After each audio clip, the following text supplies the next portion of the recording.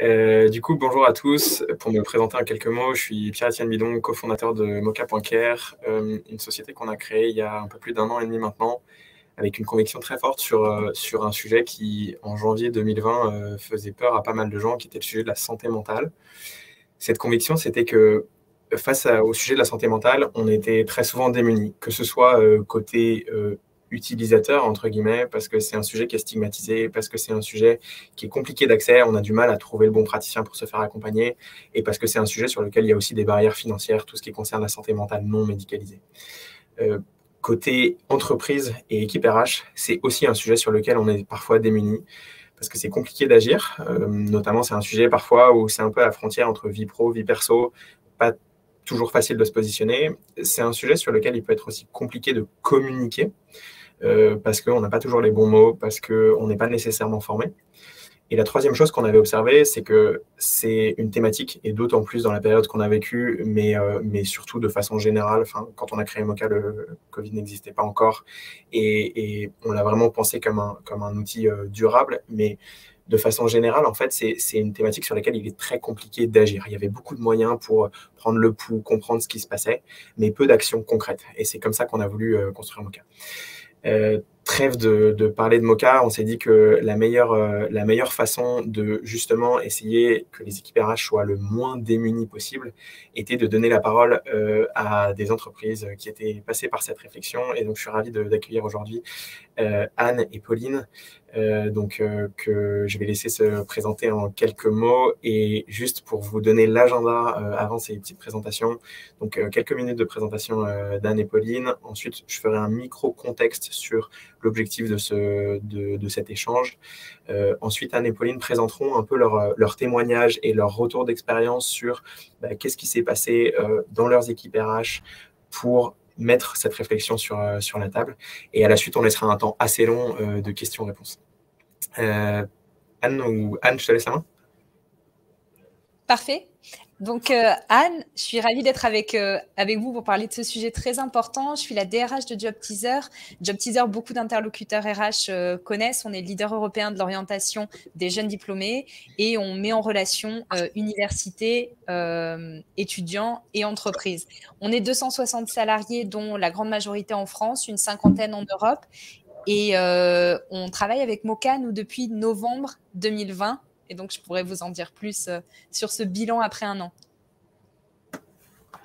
Donc, c'est à moi. Pauline, moi, je m'occupe des sujets de responsabilité employeur, culture et valeurs chez ManoMano. ManoMano, c'est aussi un leader européen, mais pour le coup, on est spécialiste du bricolage, jardinage et de la maison en ligne. On a 8 ans d'existence. On opère dans 6 pays différents. On est un peu plus de 800 employés. Je lève les yeux au ciel parce qu'à chaque fois, il faut recalculer. On grandit très, très vite. Qu'est-ce que je peux vous dire sur ManoMano? On est présent en termes de bureaux dans 2 pays différents. On a plus de 40 nationalités différentes chez nous. Et on a une particularité, c'est qu'on est en hyper croissance. Voilà. Ça fait une très bonne transition aussi avec le contexte, parce que ce que je voulais dire, et vraiment l'objectif de cet échange, c'est de comprendre exactement comment on peut agir et prendre la parole sur ce sujet, mais aussi de comprendre dans quelle mesure plusieurs leviers ou paramètres d'une entreprise peuvent avoir un impact assez massif sur les sujets de santé mentale. L'hypercroissance en est un, parce que du coup, ça va nécessairement forcer à repenser tous les schémas organisationnels, les choses vont très vite, il y a repenser les modes de communication. Enfin, il y a plein de leviers qui vont avoir un impact sur la santé mentale des collaborateurs. Mais ce n'est pas le seul, bien sûr, parce qu'il peut y avoir, hors Covid, et ça, c'est quelque chose vraiment qu'on voit nécessairement, il y a eu un impact sur la santé mentale, mais on essaye vraiment d'inscrire cette réflexion dans quelque chose de plus global et de se dire, oui, en fait, c'est un sujet qui nous concerne tous. Il y a des situations personnelles comme professionnelles qui font que parfois, on peut se poser des questions. On en parlait encore hier, que ce soit dans le sport de haut niveau, par exemple. J'avais partagé un article de Naomi Osaka qui, justement, avait fait le choix de sortir de la compétition de Roland-Garros pour des sujets liés à la santé mentale. En fait, c'est un sujet qui nous concerne tous, et ça, c'était vraiment un changement de paradigme. Et donc, vraiment, je vais laisser la parole à Pauline et Anne sur expliquer quelles ont été leurs démarches, leurs réflexions, qu'est-ce qui est fait aujourd'hui très concrètement pour vous donner à tous des conseils concrets et actionnables chez ManoMano et chez Job Teaser. Si tu veux, Pauline, je te laisse la main du coup pour présenter un peu plus ce que vous faites chez Mano Mano et qu'est-ce qu'il y a eu derrière comme réflexion. Ouais, alors nous, on est sur le jour J du lancement de Moka chez Mano Mano. C'est pas encore fait, ça arrive. Donc, on va pas avoir un retour d'expérience sur comment ça s'est passé comme le fera Anne. Moi, ce que je peux vous partager, c'est un peu la genèse de ce projet, de cette réflexion. En fait, on a deux fondateurs, Philippe et Christian, qui sont très engagés sur le sujet de la responsabilité employeur, pas comme un mot dans l'absolu, mais plus vraiment par des convictions très fortes. C'est ça même qui m'a, moi, amené à rejoindre Mano Mano il y a 6 ans, parce que je trouvais qu'ils avaient une vision humaine très, très forte. Et que là où ils voulaient aller, c'était dans une entreprise qui se voulait la plus accueillante de chacun, où chacun trouverait sa bonne place et se sente bien dans son entreprise et dans son métier. Et ils avaient aussi une autre volonté qui était de pouvoir faire de l'entreprise un lieu d'accueil de profil de la diversité et plus particulièrement une question qui nous est revenue en début d'année autour de l'accueil des fragilités.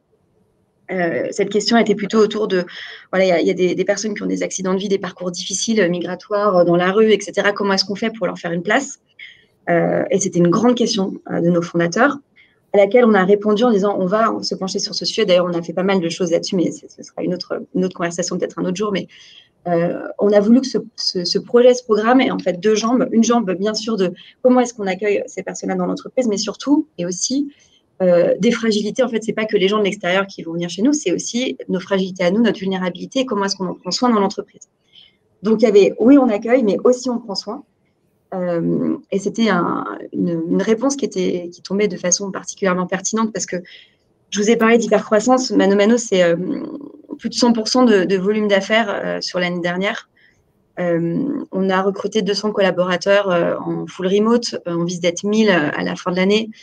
On grandit vraiment très, très vite et ça a bien sûr des impacts. Pierre-Étienne, tu as commencé à en parler.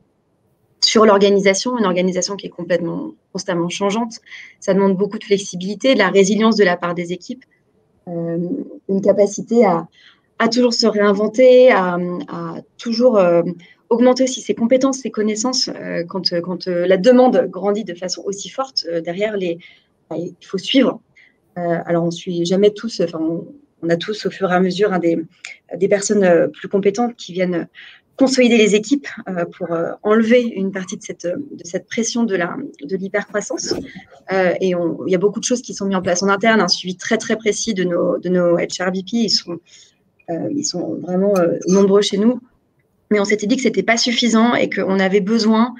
on était souvent démunis en fait, face à des situations pas seulement liées au business et à notre hypercroissance, mais aussi tout simplement par des situations de vie de nos collaborateurs face auxquelles on était… oui, démunis, alors déjà pas forcément formés, et puis ensuite, parfois il y a des sujets qui sont très difficiles, qui peuvent nous toucher de façon personnelle, et on ne savait pas du tout quoi faire. Et on ne se sentait vraiment pas suffisamment accompagné et pas compétent, quoi, concrètement. C'est un peu ça la réalité. Et ce qu'on a fait chez Mano Mano, c'est qu'on s'est dit, OK, on va avoir besoin d'un partenaire et d'un outil. Comment est-ce qu'on va faire ça ? Déjà, on a parlé aux fondateurs qui ont dit mais oui, bien sûr, effectivement, je pense que c'est un outil qui nous manquait. Allons-y tout de suite. Ils n'ont pas posé 2 fois la question. On a fait un petit tour du marché. On allait voir d'autres outils qui étaient aussi très très bien. Notamment, je vois qu'il y a Julien de chez Loom que je salue, qui sont plus récents, qui font tous des outils très différents avec des approches et des partis pris différents les uns des autres. Et on s'est dit, nous, on a notre façon de voir les choses. En tant que RH ou en tant que personne, en tant que Pauline, j'ai un parti pris sur ces sujets-là. Je ne voudrais pas que ce soit ça qui prenne la décision de quel outil on va aller choisir. Et donc, on a fait un petit panel en interne. On a réuni une trentaine de personnes, je ne sais plus, de différentes nationalités, différents postes. Bien sûr, hommes et femmes, c'était important parce qu'on a une grosse population tech. On voulait que ce ne soit pas juste des femmes des RH qui donnent leur avis, mais aussi nos devs à la tech en France, en Espagne, etc. Et on leur a présenté les différents outils, leurs différentes propositions, leurs différents partis pris. On leur a demandé de dire, voilà, lequel m'inspire le plus, auprès de quel outil je vais être le plus à même d'aller parler de ma santé mentale quand j'en aurai besoin.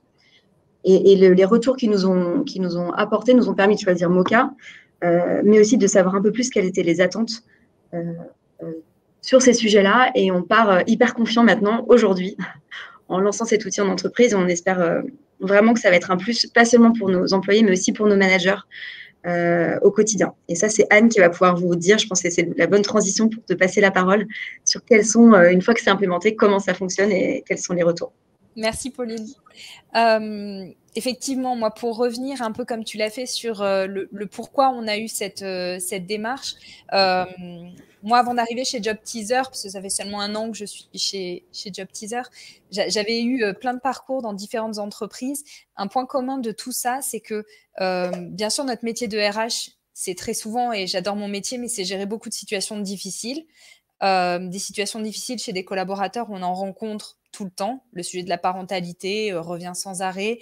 Le sujet d'accompagner un proche en fin de vie, d'être face à la maladie. On a beaucoup de situations individuelles auxquelles on est confronté. On a vécu des années quand même assez dures en tant que RH. Moi, j'ai été RH d'un site en bord de Stade de France le soir des attentats. Bien sûr, on est amené à réaliser des plans de sauvegarde de l'emploi. On sait que c'est des expériences, cette fois collectives, extrêmement difficiles à vivre.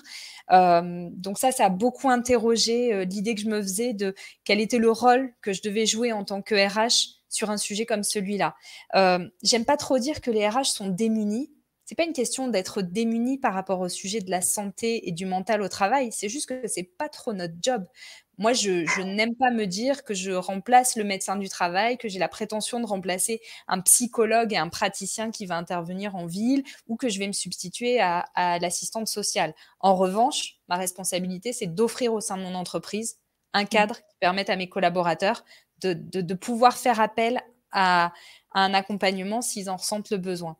Donc ça, c'est une conviction que j'ai amenée du coup chez Job Teaser dans un contexte qui forcément n'était pas facile parce que l'année 2020 a été assez atroce pour nous tous, entre le chômage partiel qu'on a dû déployer, le Covid, le confinement, ce sentiment d'isolement hyper fort chez nos collaborateurs et puis la vie continue, donc nos collaborateurs, ils ont en plus continué à avoir des moments un peu plus durs, des ups et des downs dans leur vie professionnelle, comme le disait Pauline, des questionnements parfois sur est-ce que je suis au niveau, à la hauteur.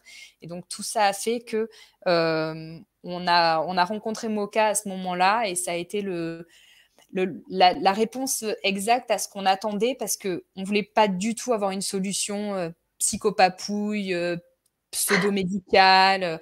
On voulait juste faire de ce sujet-là quelque chose dont on peut parler dans notre entreprise. Que ce soit normal de dire à un collaborateur, tu as eu des ups, là tu es dans un down et on va gérer ensemble cette situation parce que c'est juste normal et c'est la vie d'un collaborateur en entreprise. Et donc, c'est l'aspect parler positivement de ce sujet nous a extrêmement convaincus et donc on a lancé en novembre dernier à toute l'entreprise.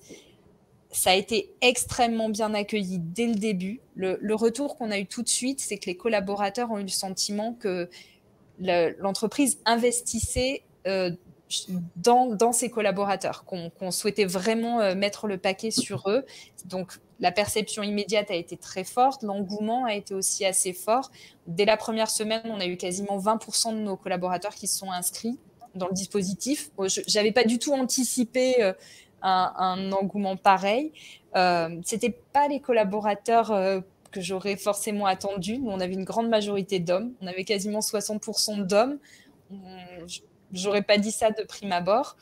Et finalement, l'engouement est demeuré assez constant. Aujourd'hui, on a 87 inscrits dans le service. Donc, c'est à peu près un collaborateur sur 3 chez nous qui a décidé de s'inscrire, donc qui bénéficie de newsletters d'information et qui peut démarrer, s'il le souhaite, un accompagnement individuel. Et il y en a à peu près 1 sur 2 qui décident d'y passer. Mais quand je parlais de faire de ce sujet quelque chose dont on peut parler, encore hier, j'avais une discussion avec un collaborateur sur l'open space qui me disait « Oh Anne, je voulais vraiment commencer mon accompagnement Moka et puis tu vois, je ne l'ai pas fait. Tu crois vaut mieux que je le fasse maintenant, après les vacances ?» Enfin, je me vois mal dans un autre schéma d'entreprise avoir eu des collaborateurs qui se seraient adressés à moi simplement pour me dire oh, j'ai besoin une petite aide psy ou coaching ou thérapeute. Je pense que c'est la première fois que je vois ça et je me rends compte à quel point le sujet est pas du tout tabou chez nous. Donc, plutôt hyper chouette comme démarrage, bon bilan après 1 an. Merci beaucoup à toutes les deux pour ce témoignage. En fait, moi, ce que je retiens dans ce que vous dites, c'est que enfin, il y a une thématique qui est intéressante et sur laquelle on travaille énormément, c'est justement se dire comment on peut rassembler les enjeux individuels. Donc, en tant que collaborateur d'une entreprise, bah oui, comme vous le dites, il y a des situations qui nécessitent parfois d'avoir un accompagnement et aussi les enjeux côté entreprise. Et ça, c'est vraiment quelque chose sur lequel on essaye d'agir dans la durée en se disant comment on peut améliorer durablement une organisation pour la rendre plus saine mentalement, enfin désolé du terme, mais en tout cas se dire, comme tu le disais aussi Pauline, agir aussi au niveau des managers, en fait agir à tous les niveaux de l'entreprise pour que globalement il y ait une action sur ce sujet. Top, si vous voulez, je vous propose de... Pauline, tu voulais rajouter par rapport à ça, moi je trouve que c'est hyper intéressant. Tu disais, hein, c'était un peu un gros mot avant, etc. Moi, dans la culture d'entreprise, dans des startups, dans des scale-up, on est beaucoup sur la performance. Et je trouve que c'est intéressant d'amener le sujet de la santé mentale parce que ça amène aussi le sujet de la vulnérabilité en entreprise. Ça permet d'être plus vrai, ça permet finalement d'être plus humain, ça ouvre la porte à plein de conversations. Et je pense que c'est vraiment un contrepoids essentiel dans tout ce qu'on peut avoir comme discours et conversation d'entreprise. Donc, ce n'est pas seulement un outil à disposition des RH et des collaborateurs. Effectivement, quand tu parles de l'impact à différents niveaux de l'entreprise, pour moi, c'est un impact sur la culture. Enfin, j'espère que ça va en avoir un dans ce sens-là.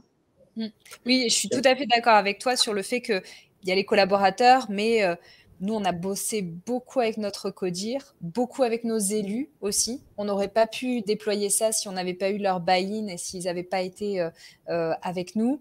Beaucoup avec les managers aussi. Et ça nous a rajouté beaucoup de travail parce que le fait de mettre le sujet sur la table, générer des questions, du coup générer des idées, a généré tout un plan d'action où finalement on a challengé beaucoup de choses dans ce qu'on faisait et on a aussi été amené à devoir mettre sur la table des outils pour nos managers sur des points hyper simples du genre ok Anne, il est sympa ton service mais c'est quoi la bonne façon de préconiser un accompagnement à un collaborateur? Bon, ok, ça, je dois te proposer quelque chose pour que tu saches bien le faire.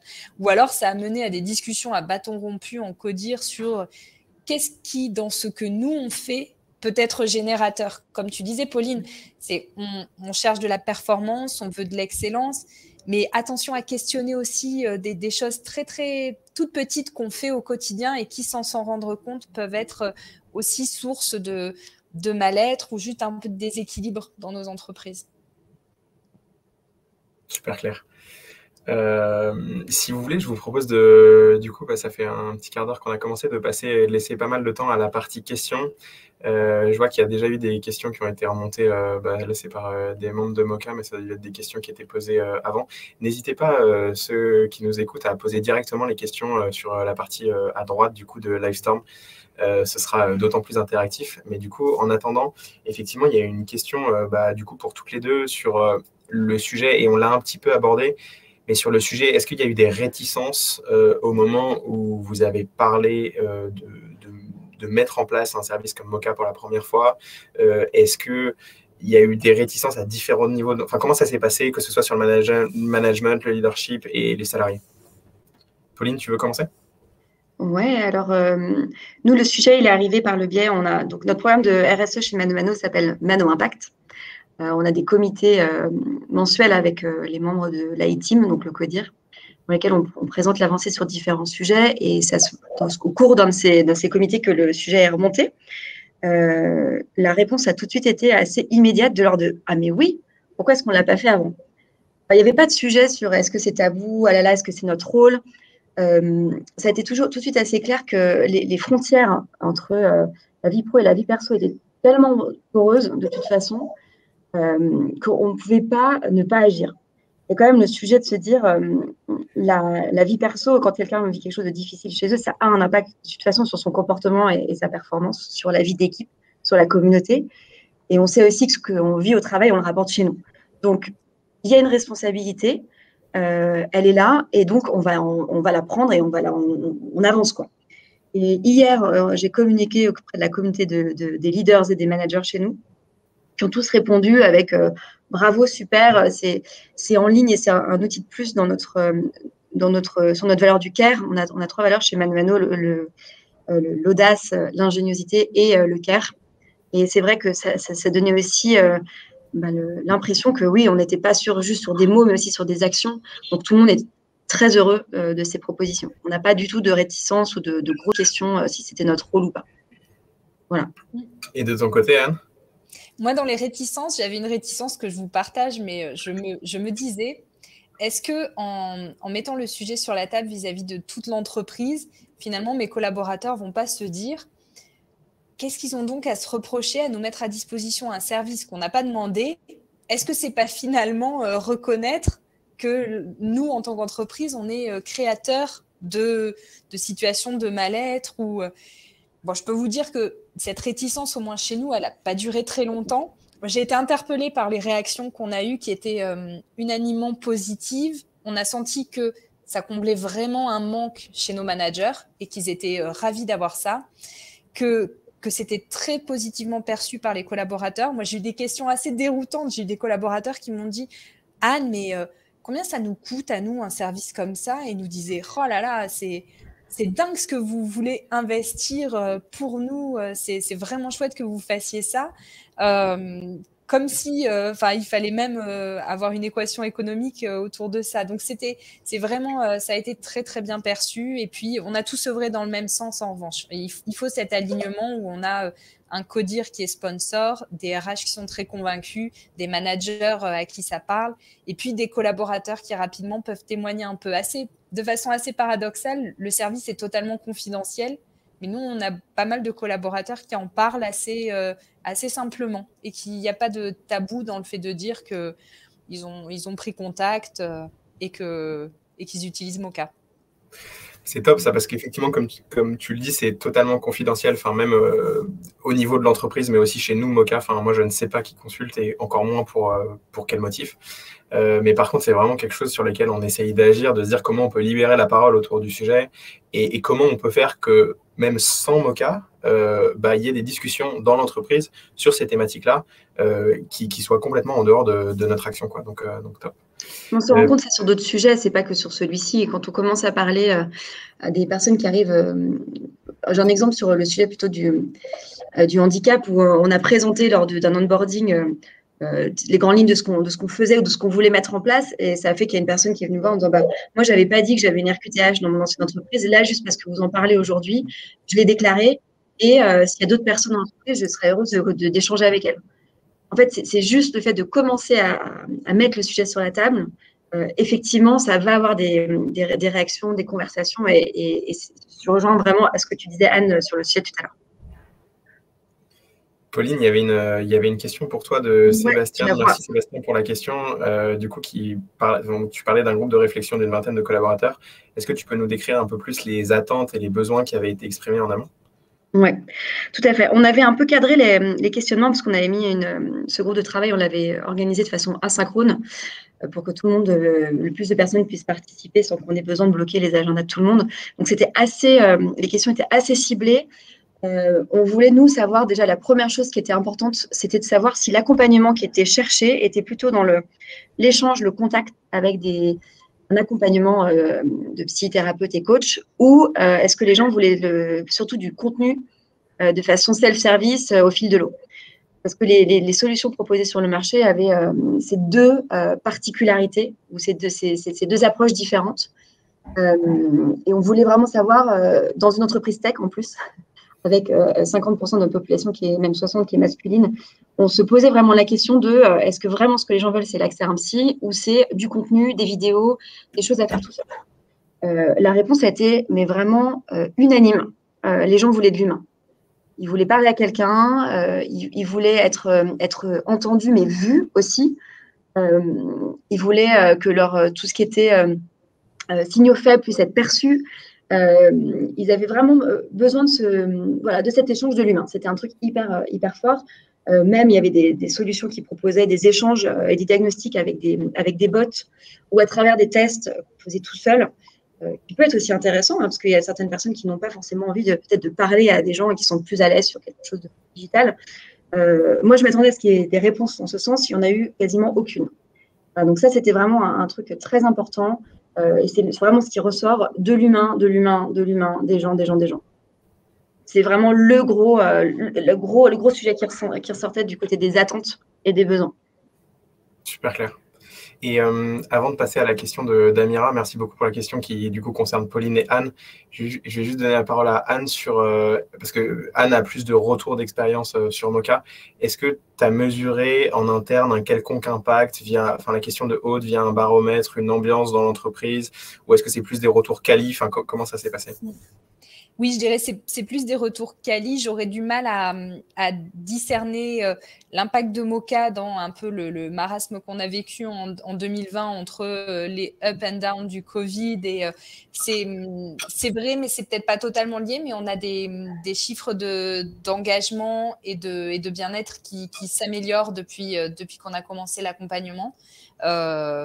Mais on a surtout beaucoup de retours quali. Et un fait assez notable, c'est que par exemple, parmi tous les services qu'on peut lancer, ils acquièrent plus ou moins de notoriété assez vite. Mocha, c'est un service qui est connu par tous les collaborateurs. Tout le monde sait ce que c'est Mocha, tout le monde appelle ça Mocha. C'est très clair pour tout le monde. Ça a eu beaucoup d'écho en interne, que les gens se sentent directement touchés ou seulement qu'ils se disent « Ah ben ça aurait pu être bien pour…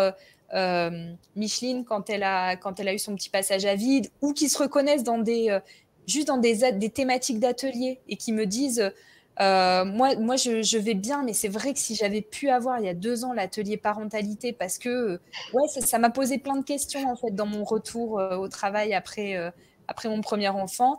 Alors c'est vraiment chacun prend dans l'offre ce qui l'intéresse. Parfois, c'est pas forcément l'accompagnement individuel. Parfois, ça peut être un atelier spécifique ou une thématique en particulier.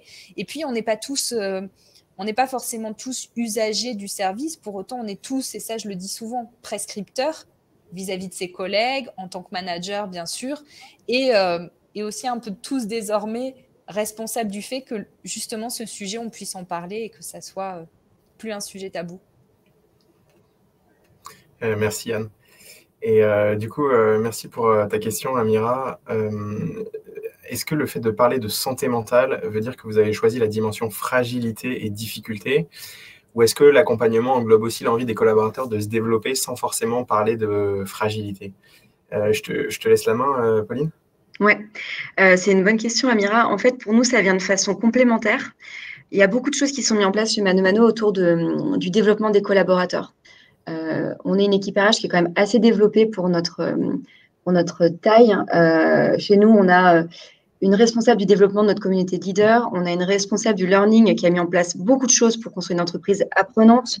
On a des talent reviews, on a plein de mobilité interne. Enfin, on a énormément d'outils. On va même avoir un nouveau rôle de coach d'entreprise qui va arriver à la rentrée. Donc, il y a beaucoup de choses qui sont faites justement autour du développement personnel, de l'évolution de carrière chez Mano Mano.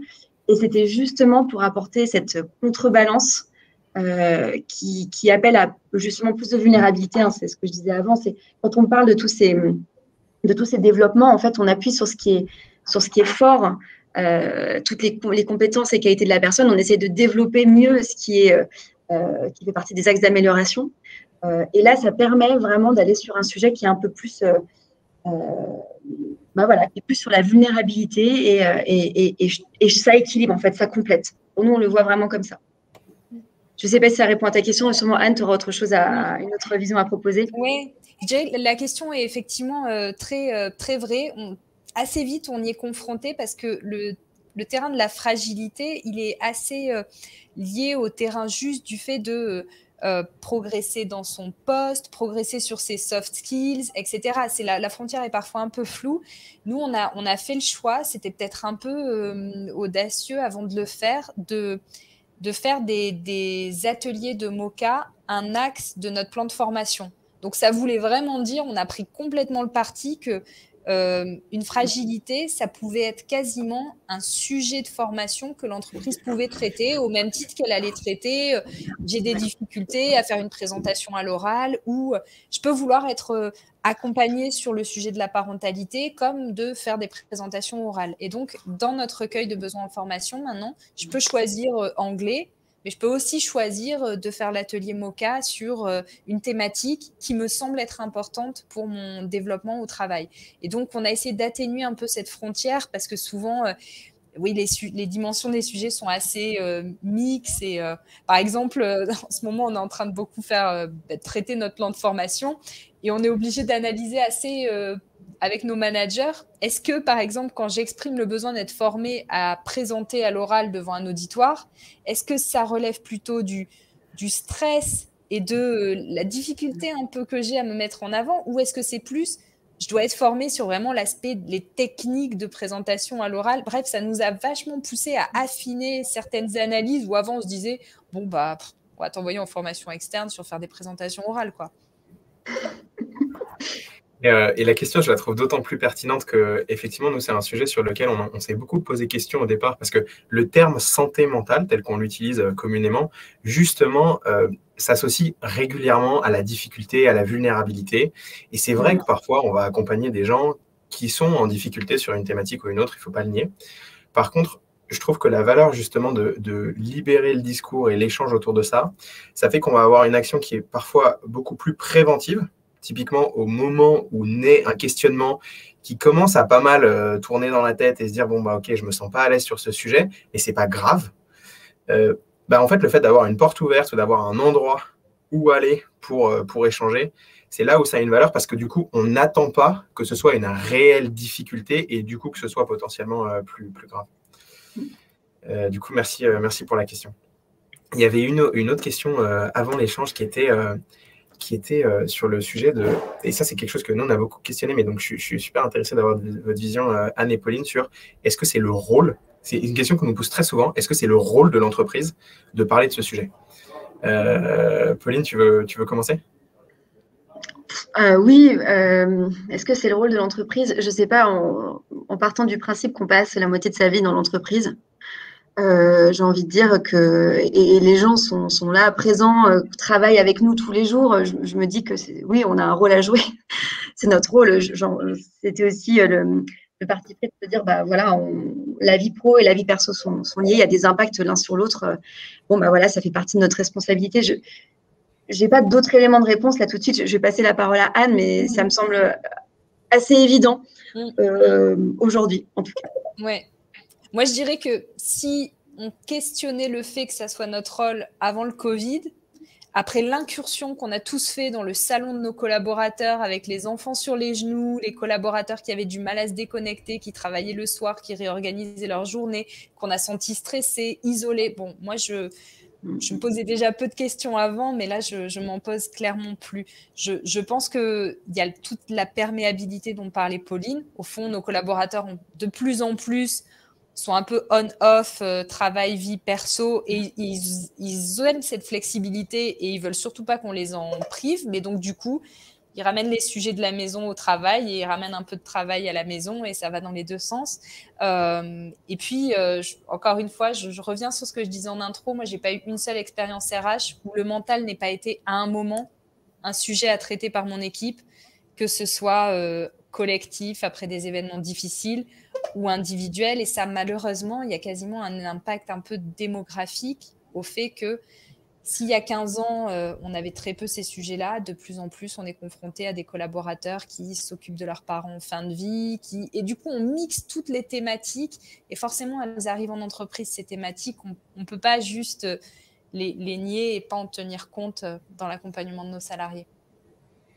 Oui, effectivement, et même comme le rajoute Biliana dans les questions, mais en plus de la question est-ce que c'est notre rôle ou pas, c'est vrai qu'il y a aussi une obligation légale de le faire. Après, l'obligation légale, on ne va pas non plus y revenir beaucoup, mais elle peut être traitée à différents niveaux et il n'y a pas nécessairement besoin d'une solution aussi englobante, entre guillemets, que Moka. Sur les points de vue légaux, par exemple, des lignes d'écoute ou des solutions comme ça peuvent suffire à cocher la case, entre guillemets, si jamais l'objectif, c'est de respecter l'obligation légale. Il y a une autre question de Sébastien que je trouve assez intéressante. Merci Sébastien. C'est qu'est-ce que cela vous a apporté ou qu'est-ce que vous avez appris en tant qu'RH en déployant une solution comme Moka? C'est pour Anne. Vas-y, t'as dit quoi? Oui, vas-y. C'est pour Anne, c'est Anne qui a l'expérience. Qu'est-ce que j'ai appris? Je pense que c'était la première fois avec Moka que je déployais une solution sans qu'on ait de sujets précis à traiter. J'avais pas forcément de problème quand j'ai déployé Mocha. Et pourtant, je me suis dit, il faut que je le fasse pour mes collaborateurs.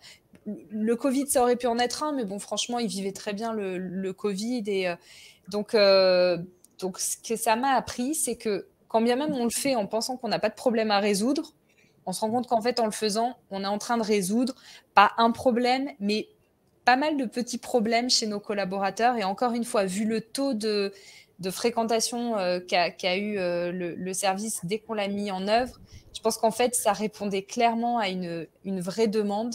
Donc, voilà, plutôt cet aspect-là.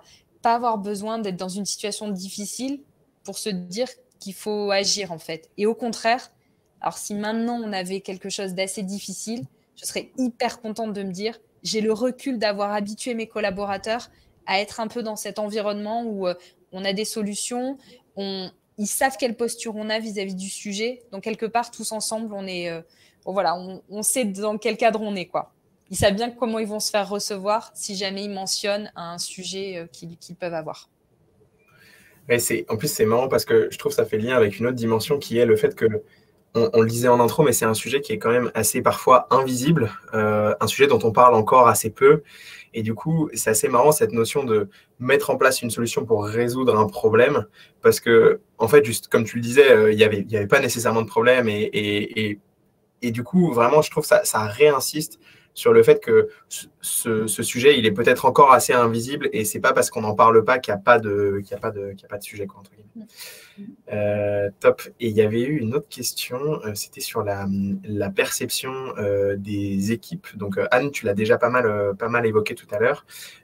Pauline, est-ce que, juste sur le sujet en tant qu'entreprise, au moment où vous avez dit à vos collaborateurs, donc avant de faire le petit benchmark là dont tu nous as parlé, ça a été quoi les réactions juste du fait d'aborder au global le sujet du mental et de la santé mentale dans tes équipes? Pareil que pour le reste, hein, quand on a commencé, moi je suis allée chercher les gens un par un en disant voilà, on se lance sur ce sujet-là. Est-ce que c'est un sujet qui t'intéresse, sur lequel tu as envie d'apporter une pierre à l'édifice commun? Personne ne m'a dit non. Je pense que c'est un sujet que les uns et les autres vont traiter directement ou voir autour d'eux de façon personnelle et ils sont heureux que ça arrive dans l'entreprise. Et encore une fois, je n'ai vraiment eu que des portes ouvertes, que des oui, je veux participer, que des ah, je pense à un tel, il est intéressé là-dessus, je peux le rajouter au groupe, oui, bien sûr. Ou alors, j'en ai parlé avec quelqu'un, justement, elle a envie de parler de ça, est-ce qu'elle peut prendre contact et une réunion avec toi? C'était vraiment que de l'ouverture et de l'enthousiasme. Vraiment, il n'y a pas eu de fermeture de porte. Top. Et il y a une autre question du coup qui a été soulevée, c'est et on l'a légèrement abordé. La mesure de l'impact, je pense qu'on l'a pas mal abordé. Enfin, si tu veux, Pauline, toi, tu peux nous donner ta vision, parce que c'était plutôt Anne qui nous a partagé. Tu peux nous donner ta vision aussi sur le sujet de la mesure de l'impact. Je vois une autre question d'Amira justement sur est-ce que l'entreprise a voulu mesurer l'apport de cette démarche? Ouais. C'est intéressant comme question et j'avais envie d'y répondre parce que Mano, on est une boîte tech, on est une entreprise extrêmement orientée data. La première réaction quand on a parlé de ce sujet, c'était tout de suite est-ce qu'on va pouvoir mesurer? Qu'est-ce qu'on va pouvoir mesurer? Parce qu'on mesure tout en fait. La première réponse, c'était de dire en fait, on va pas mesurer, on peut mesurer plein de choses, mais on n'a pas vraiment envie de mesurer. On va avoir des datas qui vont être agrégées, qui vont nous permettre de voir si la solution est intéressante et si ça vaut la peine de continuer sur une autre année, etc. On va avoir des datas sur le fait que, par exemple, les gens sont intéressés par plus ou moins ce type de contenu. Ça va pouvoir nous donner des idées d'ateliers à organiser ou de conversations à avoir en interne. Mais on ne va pas avoir de data sur les équipes, sur qui se connectent, sur pourquoi, sur tout ça. Et il y aura sûrement de l'impact sur plein d'indicateurs qu'on mesure déjà. Tu parlais de fidélisation, de motivation, Amira. Nous, on mesure évidemment, on mesure la rétention. On a des enquêtes d'engagement mensuelles et trimestrielles. Comment ça va, comment tu te sens, etc. Mais en fait, comme on ne va pas pouvoir mesurer l'impact direct, on va juste pouvoir avoir des indicateurs évoluer et se dire ils évoluent positivement et on pense que l'implémentation de cet outil aura favorisé l'évolution de cet indicateur. Mais on ne pourra jamais dire de façon certaine que l'utilisation et l'implémentation de cet outil, de service, va permettre d'augmenter ces indicateurs. En fait, on sait juste que ça fait partie des outils, des démarches qu'on met en place, dans lesquelles on a espoir, on a confiance que ça va avoir un impact positif sur tous ces KPIs, mais on n'aura pas de mesure directe de l'impact. Il faut l'accepter, parce que c'est un sujet qui est en partie traité de façon confidentielle, en énorme partie traité de façon confidentielle, et que c'est comme ça et il faut l'accepter. Et finalement, l'acceptation a été là. Bien sûr, je vais regarder moi les indicateurs extérieurs et croiser les doigts pour les voir augmenter. Mais bon, ce ne sera pas un indicateur, un point de mesure direct. Et effectivement, pour compléter sur cette question, Amira, je pense qu'il y a 3 niveaux de mesure. Il y a la première mesure, c'est la mesure de l'utilisation. Déjà, comme le disaient Pauline et Anne, le fait que un service soit utilisé ou pas, ça démontre déjà un certain intérêt pour ce service dans l'entreprise, même s'il y a une gratuité, entre guillemets, pour le côté collaborateur. C'est pas comme offrir une place de cinéma où il va y avoir quasiment 100% des gens qui vont venir. Là, ça demande quand même une démarche d'engagement et preuve en est, les services traditionnels tels que des lignes d'écoute, des solutions 100% digitales, etc., sont beaucoup moins utilisés dans l'ensemble.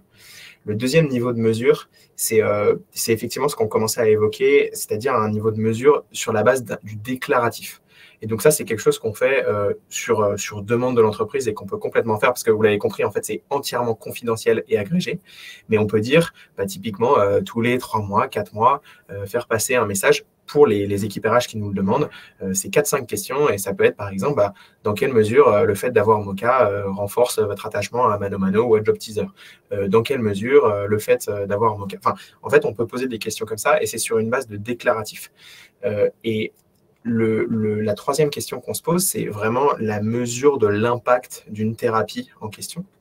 Et donc ça, on est en train de conduire en ce moment des recherches avec des instituts externes comme l'INSERM pour effectivement chercher à démontrer dans quelle mesure le rôle de Moka en tant que sélection des praticiens en amont, qui est extrêmement important, et en tant que orientation, c'est-à-dire qu'on aide chaque personne à trouver le bon praticien, et génère un impact supérieur à une thérapie classique ou à un coaching classique par rapport à quelqu'un qui irait frapper à la porte de Google ou de je ne sais qui en disant psychologue Paris 9, quoi. Et du coup, ça, c'est vraiment une mesure d'impact qui se réfléchit parce que, comme le disait Pauline notamment, en fait, c'est nécessairement des corrélations qui sont multifactorielles et ça ne va pas être que l'impact de Moka. Enfin, il y a des contextes externes, typiquement l'année qu'on a vécue, qui font que il y a des… Enfin, voilà, mais donc, vraiment, pour moi, la tâche, elle doit être faite sur l'utilisation et sur le déclaratif parce que c'est ce qui est le plus puissant aussi de la part d'une personne qui dit, oui, enfin, même c'est des notions de NPS, quoi. Oui ou non, je suis d'accord avec ça.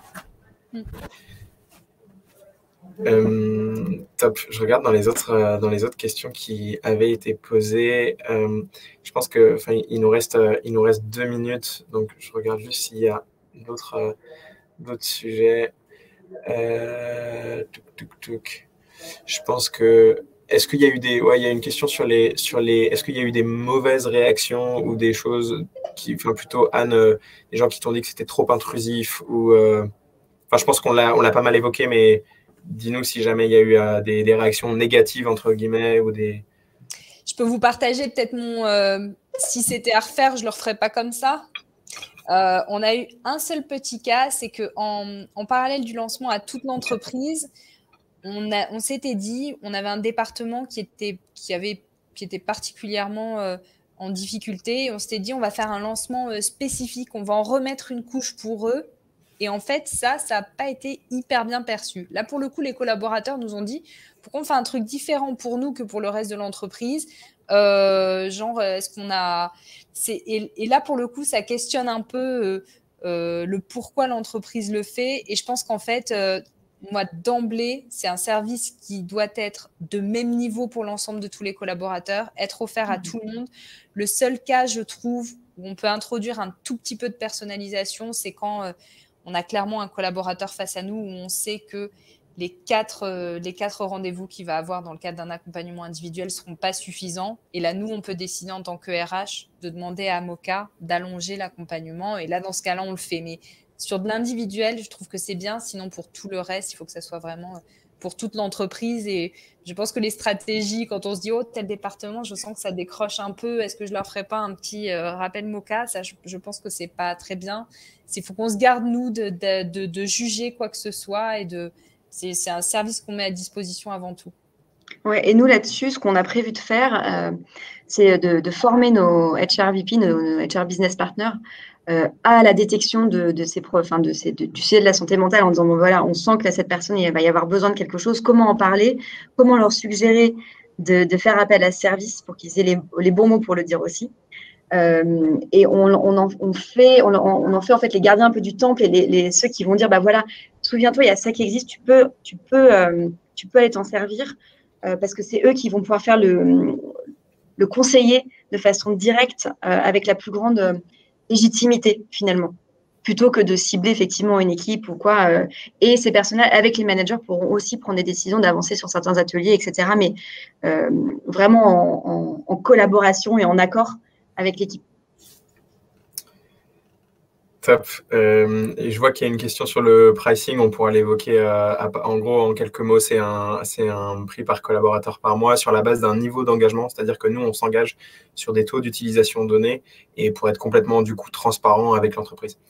Mais si tu veux, on reviendra en off là-dessus. Un grand merci, je vois le temps qui est écoulé. Un grand merci déjà, Anne, Pauline, pour votre temps, pour les différents retours, témoignages. Enfin, pour moi, même pour moi, à titre personnel, c'est super enrichissant parce que ça me permet vraiment de comprendre aussi